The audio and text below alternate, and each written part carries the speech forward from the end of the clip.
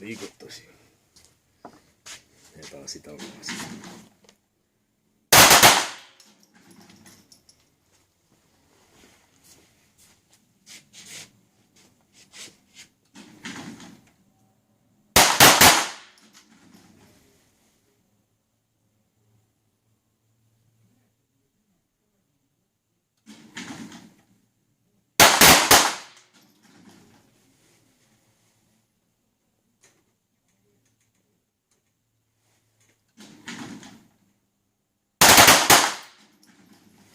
Nii.